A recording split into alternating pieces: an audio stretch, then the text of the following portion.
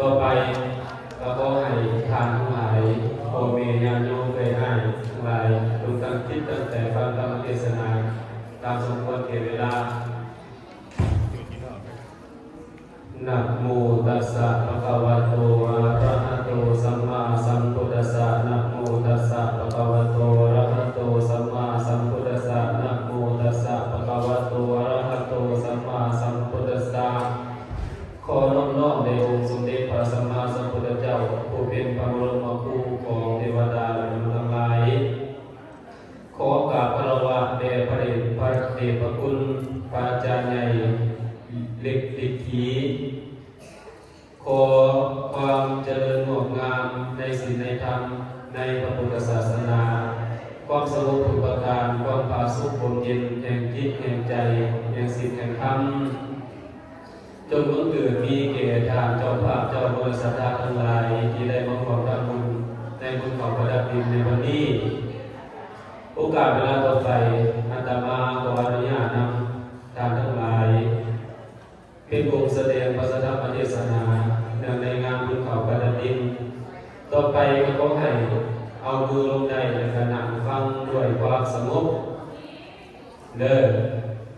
ท่านผู้ใดฟังบ่สงบสิบ่เข้าใจได้สิบ่เข้าใจถึงความเป็นมาของบุญเขาประดับดินบุญเขาประดับดินนี่ถือว่าเป็นบุญหนึ่งที่อยู่ในที่12ที่12มันคือที่9คือบุญเขาประดับดินเดือน9ดับดูเดือน9เนี่ยบุญเขาประดับดินนี่มีความเสื่อและความเป็นมาโดยสมัยก่อนประเพณีของเขาที่ได้มาจากประเทศอินเดียในช่วงกลางศตวรรษที่14องค์พระมหากษัตริย์องค์หนึ่งชื่อว่าพระเจ้าพระหัวได้นำพาพระพุทธศาสนาจากประเทศแคนโบเดียหรือว่าประเทศเขมรเข้ามาลาวในสมัยนั้นจึงได้นำเอาพระพุทธศาสนาเข้ามาเผยแผ่อยู่ในประเทศลาวและบุญเขาประดับดินนี้ก็เริ่มมีพลังบทบาทมาตั้งแต่สมัยนั้นและในสมัยก่อนนี้ประเพณีตัวนี้ได้มาจากประเทศอินเดียประเทศอินเดียเป็นข้อว่าสาระถากสมัยคำว่าบุญเขาประดับดินในประเทศอินเดียเรียกว่าสาระถากสมัยคำว่าสาระถากสมัยก็คือสมัยเกี่ยวข้าวมูแต่สมัยเกี่ยวข้าวมูเพราะว่าตกมาในระหว่างเดือน9ตกมาในระหว่างเดือน9เดือน10ตามบ้านตามเมืองเขาตามเอเชียสันเป็นต้นแบบประเทศลาวคือลาวเขาขึ้นหน้าฟ้าขึ้นต้นอุดมสมบูรณ์เขาน้ำโภชนาอาหารมันสุ่มมันเย็นก็เลยคิดเห็นในเมื่อมีของที่อุดมสมบูรณ์แบบนี้เขาเต็มหน้าฟ้าเต็มต้นคิดเห็นโพดคิดเห็นเองโดยประจักษ์แนวผิดแต่สมัยก่อนอินเดียนี่ข้าเจ้ายังวันนั้นได้นับถือพุทธศาสนาได้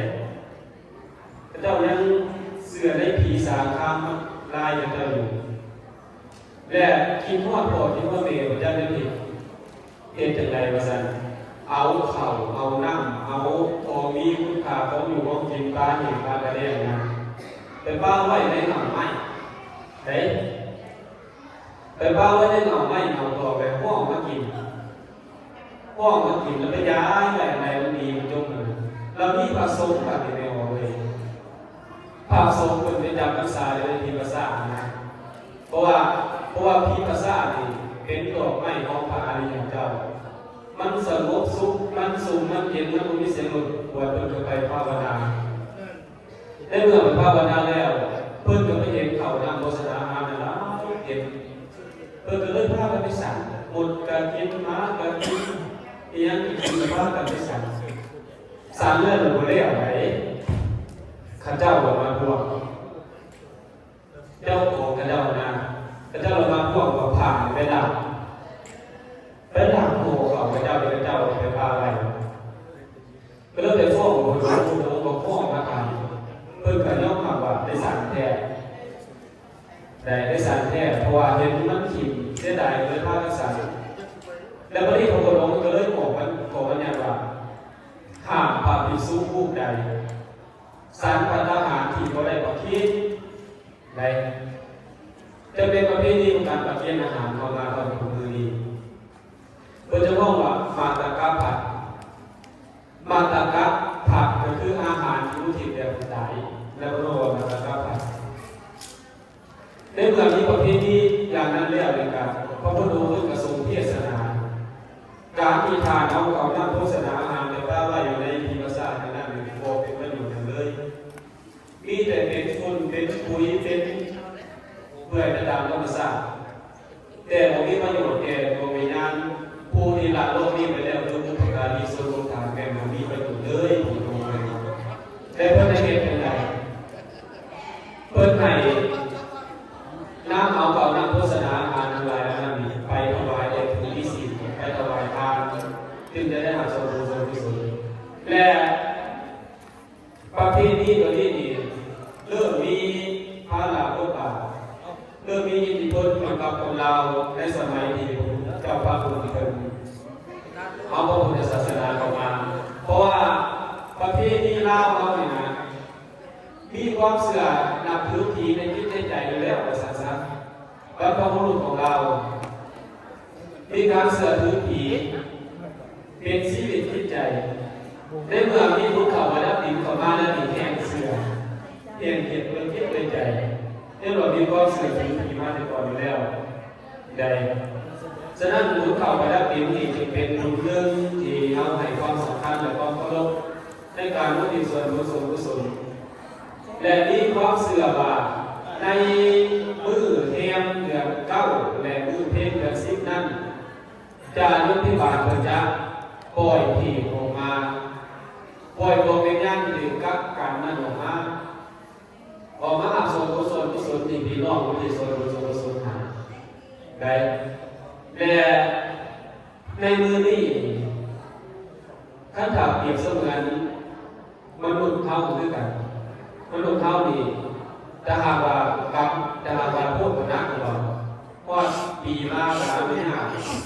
พระเจ้าอนุญาตผู้คุ้มโทษอนุญาตปล่อยมาเย็นดีเย็นนอนอันนี้อยู่ด้วยกันผู้อยู่ที่ในอบายภูมิมันก็เลิกกล่าวโอเคพระเจ้าจะปล่อยมายกเว้นในตัวในพระโลกโลกหาคุณพี่แค่สิ่งว่าเลิกโลกหาคุณพี่ก่อนจะยกคำปฏิเสธก่อนจะว่าโลกหาคุณพี่นี่คือผู้ที่ถามโตถามดีและบาปนักฉะนั้นผู้ที่บาปโอเคในวันเมื่อนี้เป็นสิ่งปล่อยมาอักษรกุศลน้ำยาตีพี่น้องมีคำสุภาษิตคำหนึ่งเป็นว่าไว้ว่าตกมาในเดือนนี้ยมมาบาลเป็นปล่อยผีกำลังสัตว์นาหลุดหายอยู่ในหมู่เพนเดนเขาก็หลอกแรงเพื่อนห้องทำกนิหาหลอกไปถึงปลายนาป่าเป็นทุ่งเสียงบทเสียงวันคาเพียกูตู้เวลานจะพหูโปรแกรมนั่นเรียนครับได้ก็เจ้าขึ้นมาในบอลเจ้าไปทำพิษเลยหนึ่งคือไปไห่ไปนาไปหัวไปสวนก่อนหมู่ไหนเพราะว่าคิดว่าลูกว่าก็โอเวคือสิไปนะไปไห่หวังว่าจะได้กินข้าวกินน้ำหลังจากนั้นโบเห็นอยู่ไห่นาเมื่อหาเพื่อนตัวเองจะได้สำเร็จในห้อง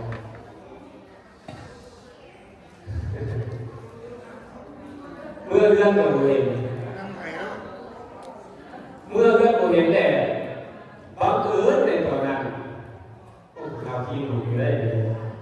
ตอนนั้นเห็นคนหลุดลงวัดดูว่าสงสัยว่าเขาพลาดไปบางคนกระถือติ๊บเข่าบางคนกระถือฟ้าแห่บางคนกระถือขันใส่บาตรบางคนกระถือหมากไม้ดีใจก็เลยพากันนำลงมาวัดเพื่อจังหวะเขาก็พากันมีรถเข็นก้นหลายเนียนทางคือสิเห็นพี่น้องข้าวนี่เทียมกินเท่ดีผีบจุ่มไหนมีผีบจุ่มก็เขามาวัดก็ได้มากินมา เห็นพี่เห็นน้องกันนาซื้อตาบานก็ได้กินแล้วก็ดีใจอนุโมทนาน้ำพี่น้องแต่มันมีอีกจำพวกหนึ่งแต่จำพวกหนึ่งที่เขามาวัดก็ได้พี่เพียรนะ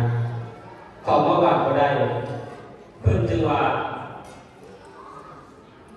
ซุ้มหมู่ย่าพี่น้องซุ้มโพงกำนัด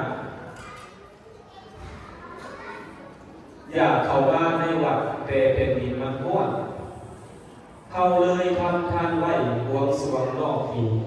เป็นห้านผีไว้ทางสิเขาวัดมาอันนี้พวกนี้นี่อย่าเข้ามาในวัดแต่ว่าเขามาไม่ได้เขาก่อนเฝ้าหีบเข้าสู่อาลามเขาก็เดินดันดิ้นที่ออกจากอาลามมดเขียดพ่อละนี้สูงจะก่อยเศร้าหายห่อนข้อปฏิเตียนเจ้าผู้ทรงธรรมคุณประเสริฐบาปเรียนต้นกรรมนั่นเรียนบาปได้ที่เดียวกับนั่นเป็นตัวเขามาวัดได้ตัวมีบาปมีกรรมไปติเตียนตัวเดียวกับอาจารย์ภูมิสินบริสุทธิ์แต่ที่เตียนเป็นผู้เป็นมีศีลมีธรรมแต่ที่เตียนเป็นบาปเป็นกรรมถ้าหากว่าครูบาอาจารย์บ่มีศีลมีธรรมครูบาอาจารย์บ่ประพฤติในข้อวินัยบ่ประพฤติตามหลักธรรมคำสั่งสอนเฮ็ดไปแล้วบ่สร้างอย่างงามย่านนั้นสามารถตักเตือนได้ยกเว้นแต่ว่าถ้าไปตักเตือนผู้ที่มีศีลมีธรรมเป็นบาปเป็นกรรมนะเพิ่นว่าไว้สั้นฟูงญาติพี่น้องสุขโภคกำนัดยามเมื่อเขาได้กินของที่มอบเวรวางให้เขาก็ดีใจล้นคนหัวฟองน้ำตาหลั่งปากกล่าวว่าให้พ่อเจ้าผู้ทานว่าสาธุถอนผู้เป็นท่านทอดให้เขาอยู่คงกินขอให้มีความสุขหางมีดีใดเงินคำแก้วอันใดหมดสู่อย่างยามมาบนมอดเมียนเมื่อฝ่าสู่สวรรค์มีเพียงไหนพรได้คันได้กินน้ำได้ไหนพรญาติพี่น้องเราเนี่ยก็ได้กินน้ำได้ไหนพรผู้ที่บอกมาเขาเรียนญาติเขาเรียนพี่เรียนน้องได้กินน้ำก็ไหนพรของเขาได้เพิ่นเลยว่าญาติของเขาได้กินของที่มอบเวรวางให้เขาก็ดีใจล้นคนหัวโฟงน้ำตาลังปากกล่าวว่าให้พ่อเจ้าผู้ท่านว่าสาธุถอนผู้เป็นท่านทอดให้เขาอยู่ของกินขอให้มีความสุขทางมีดีได้เงินคำแก้วอันใดมาสู่ยามยามมาบุญรอดเมียนในเมื่อฟ้าสู่สวรรค์อันนี้คือความดีใจบัดนี้ผู้ที่มาเว้นพี่เห็นนอกเดียวกันก็ไหวไหนพี่เพียรนะแล้วเจ้ามาเว้นพี่ในนอกจะก็ไหวเพื่อว่าฟูงพี่น้องผู้ขานั่นแต่ได้กินน้ำคนอื่นแหละก็ปล่อยพี่ปล่อยน้องเจ้าของฟูงพี่น้องผู้ขานั่นให้มันถูกจนตายบ่ทำกุศลผลทานสร้างซุ่มเซงหายให้มันตายลงหมอนาฬิกาว่าเหนือพ้นจากอันให้เป็นเป้าเพียรผีก็ว่าอีเปียปล่อยให้มันตายลงหมอนอกนาฬิกาว่าเหนือนอกจากอันให้เป็นเป้าเพียรผีอย่าได้มีวันพ่อโพสนังเขาพอเขาประดับดินเขาสาพ่อตายแล้วอย่าโผล่พานให้มันถูกมันยากทุกขาเด้อสั่นผีเพียรปล่อยและเมื่อเราได้กินน้ำพีน้ำนอกเว้นพอเห็นเนรแล้วก็ปล่อยดาวาสามเซนอย่างนั้นฉะนั้นเพราะว่าทั้งหมดในวันนี้จึงเป็นการมาต้อนรับญาติพี่น้องที่ลงมาไปแล้วไว้เมื่อคุณเข้าไปรับดินนี่ที่ว่าเป็นมือต้อนรับและเมื่อคุณพ่อเข้าสลาคือเดือนสิบเอ็ดนั่นที่ว่ามือส่งกับเจ้ากลับคืนไหนเมื่อนี้เขามาหักมือคุณพ่อเข้าสลามาส่งคำว่าหักซื่อๆก็ส่งในการว่าปล่อยอีกบ่ได้ได้เราว่าได้ดีนะเราฉะนั้นมาหักแล้วก็ให้มาส่งการทำบุญขอเขาประดับดินนี่ตามบ้านตามเมืองสิว่าสุฟังจังเวลาหลายตัวอยู่ประมาณ25 นาที10 นาทีสิว่าสุฟังตามบ้านตามเมืองตามบ้านนอกคือบ้านอาตมาเองบ้านบานเพื่อนเสียเขาไปเขียนไว้ตามเจวัดตามใต้วัดต ามต้นไม้ตามเนินดินบางส่วนก็เอาไปถวายครูอาจารย์เพราะว่าคิดว่ากูก็ได้แบบกูต้องเอาแบบหนึ่งแบบสั้นๆความเสื่อถือโตที่ว่าเสื่อมาว่าเด็กน้ำพีน้ำสามมันยังฟังเนี่ยเป็นคิดเป็นใจก็ต้องเอาไปเห็นต้องไปเกิดไปเป็นได้เพียงไว้ในห้องโถห้องเรียนเมื่อกี้อาตมานี่นะปีนั้นปีโควิดพ่อก็แม่ไปวัดก็ได้ยากโควิดเอาเข่านะพระเข่าไปให้พ่อแม่เจ้าอยู่ด้านนะพ่อมาโตมาหาลูกอยู่นี่แหละแต่พระเข่าเขาถวายพระเข่าพระบิดต้นอย่างคือเดี๋ยวเพื่อความสบายใจของพระบิดได้ฉะนั้นมันจะเป็นข้อเสื่อที่ว่ามันปะไม่ได้ของจิตใจแต่ว่าส่วนหนึ่งเอาไปถวายเป็นครูอาจารย์เพื่อจะว่าเขาเอาผ้ากันเขาไปวางเที่ยวที่ก็กิ่งไม้วางไว้ที่ควรกันแล้วบางกองคิดคาดได้วางใส่กำแพงก็มีตามเดินดินของทางวางไว้ก็เพื่อพวกพี่น้องเอาวางมากินแต่ใดภายภูมิเรียนคุณต่างๆท่านเป็นเรียนทีเดียวเห็นเขาท่านเป็นเรียนเห็นเขาประดับดินกินก่อนท่าอยู่ข้างพวกไผ่สังโฆปอนสุภัยพอเขาแล้วกับเต่าเพื่อนทุ่งเสียงเด่นดีภาพเขาก็บายเอาได้อาหารดีมากเขาเรียกเป็นฝ้าผ้าให้เกียรติสูงเขาก็จัดเจงไว้อาหารมวลมากเขาก็จัดเจงไว้อาหารมวลมากเขาก็รับเป็นฝ้าผ้าให้เกียรติสูง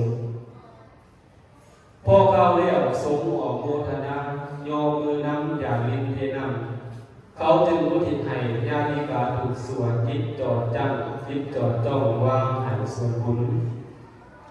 ขอให้พวกผีเพศเจ้าได้มีส่วนของบุญเทหรือแล้วจึงพากันไปคือตามบุญเจ้าไผผู้ได้ทำบุญหาผีเพศ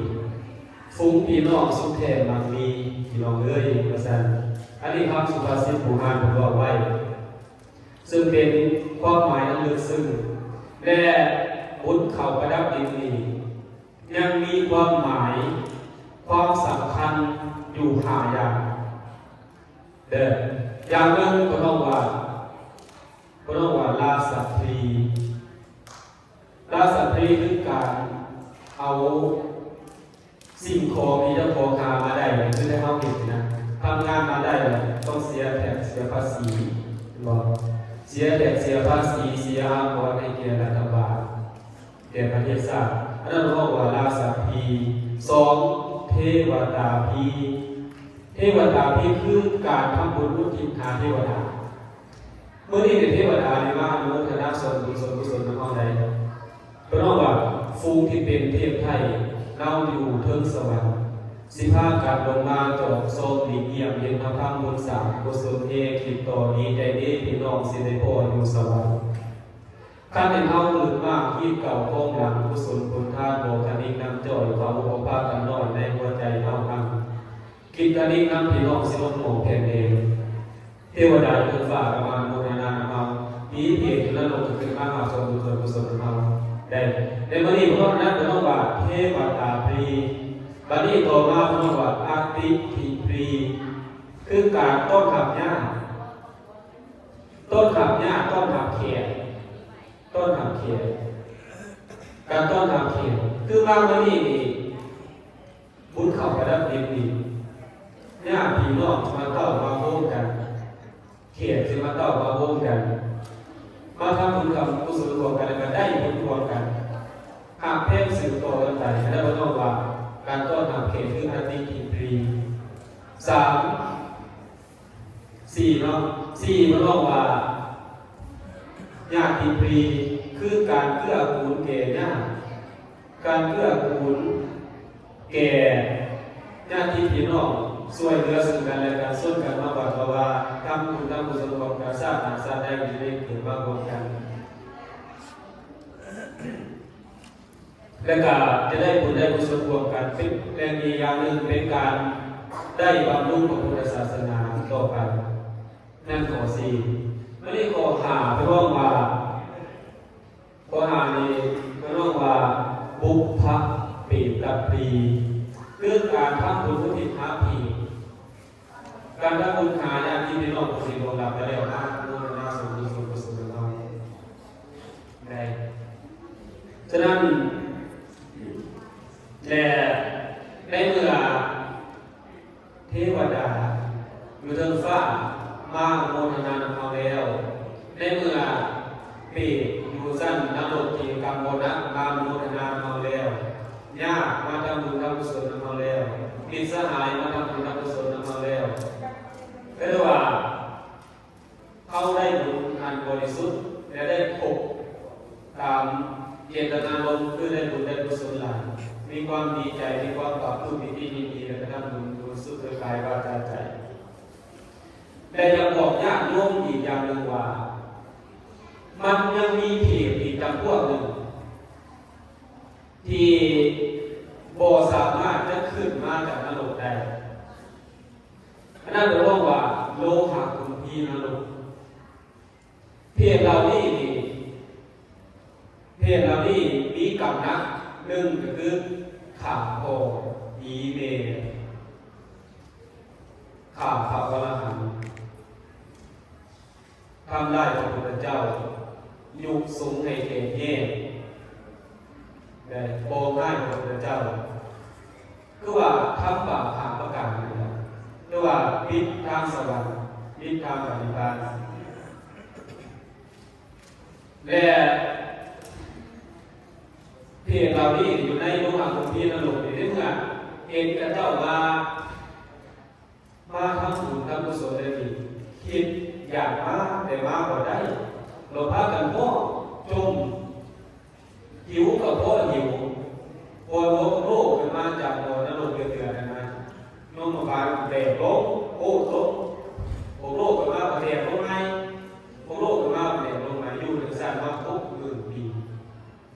เจ้าห้องตลอดว่าหิวมันได้เห็นนะห้อง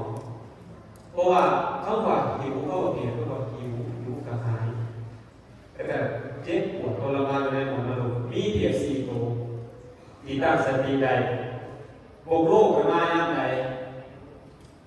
หมดเจ้าปุถีอาสาหมอลงเป็นแดงว่าลง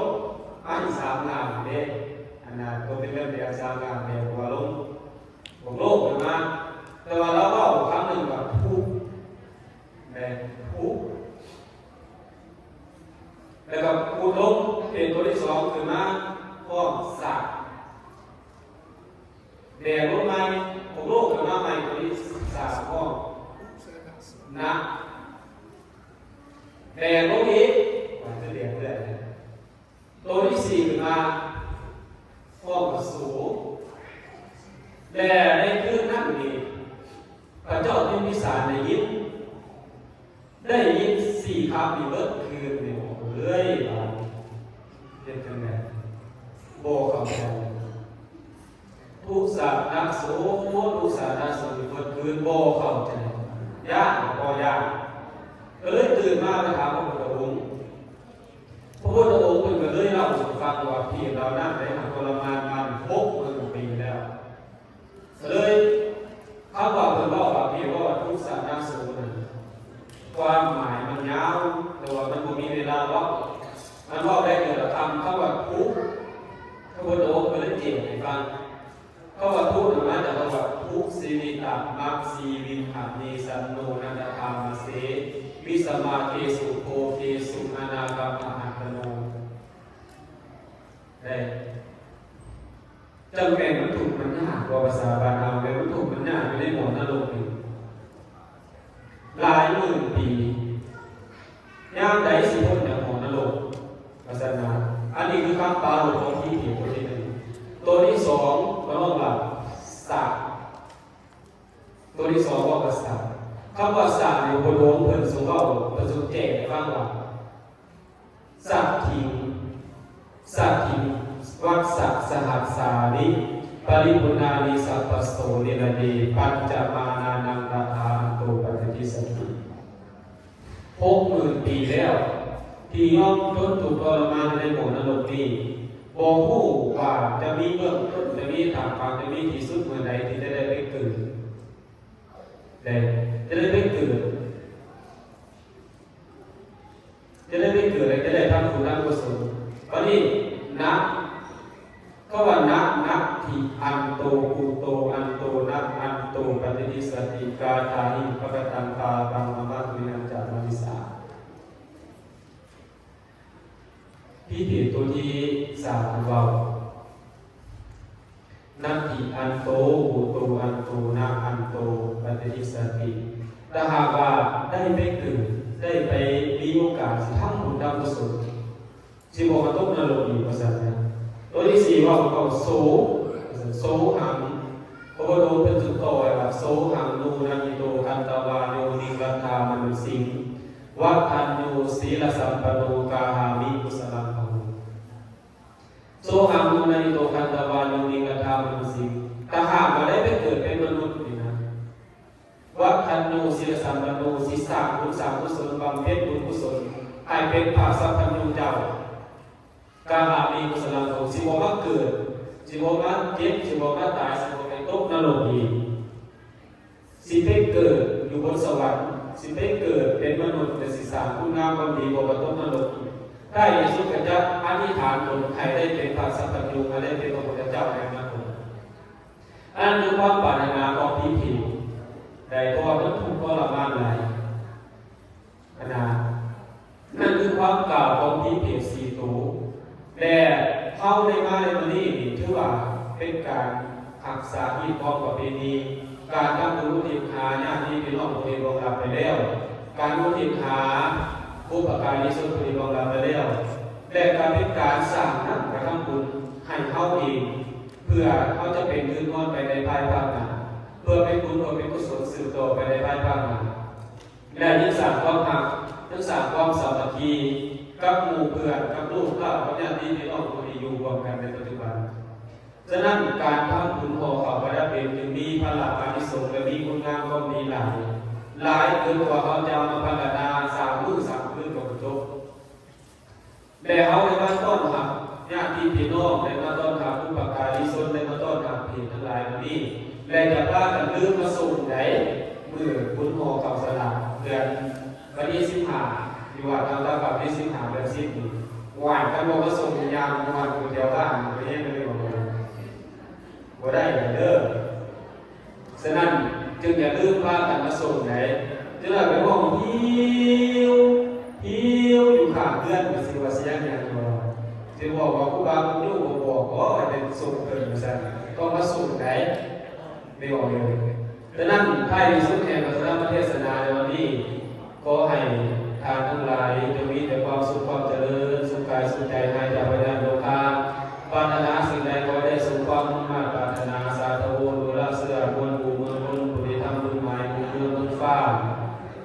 หรือจะวางเห็นหน้าภาษีอานุตโกรธให้คิดต่อตั้งระวังไว้ยาสุขให้จะคิดต่อตั้งระวังไว้ยาสุลืม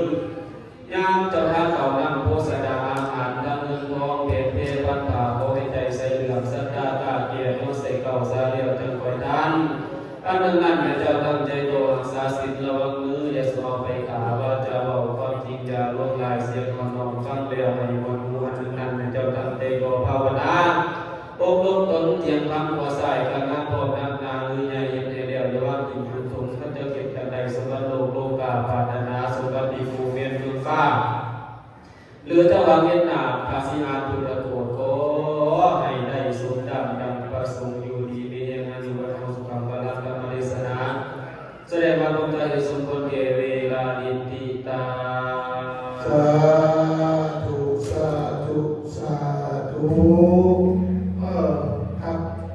วันนี้ฟังเรื่องเพจจมตัวเล็ก